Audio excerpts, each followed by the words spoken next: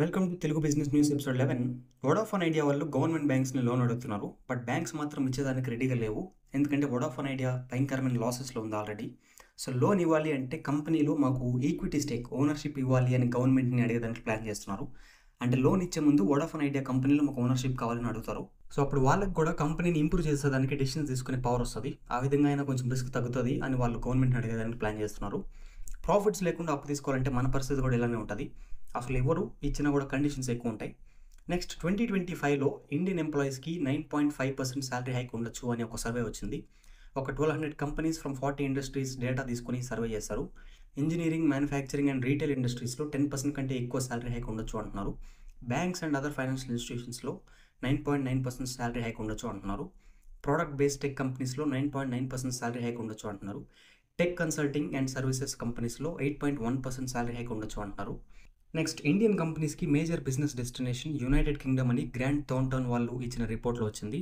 Especially mid market companies, అంటే startups కాదు, అలానే పెద్ద పెద్ద కంపెనీస్ కూడా కాదు, మీడియం సైజ్డ్ కంపెనీస్. ఇండియాకి యూకేకి మధ్య ఒక ఫ్రీ ట్రేడ్ అగ్రిమెంట్ కోసం ఆల్రెడీ డిస్కషన్స్ జరుగుతున్నాయి.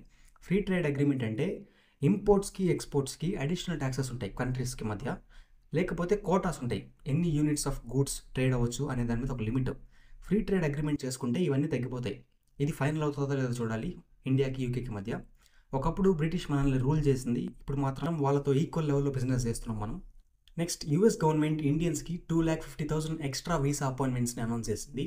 ట్రావెలర్స్కి, టూరిస్టులకి, స్కిల్డ్ వర్కర్స్ అండ్ స్టూడెంట్స్ కోసం. నార్మల్గా ఒక ఫిక్స్డ్ నెంబర్ ఉంటుంది ఎవ్రీ ఇయర్. ఇప్పుడు ఎక్స్ట్రా వీసాస్ ప్రొవైడ్ చేస్తున్నారు ఇండియన్స్కి.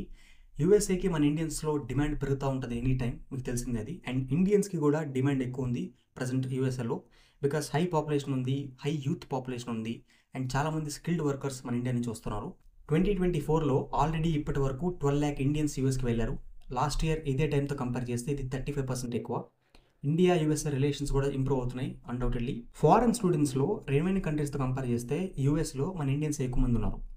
So this is it for this episode of Telugu business news. Next episode miss అవ్వకుండా చూడాలంటే సబ్స్క్రైబ్ టు ది ఛానల్.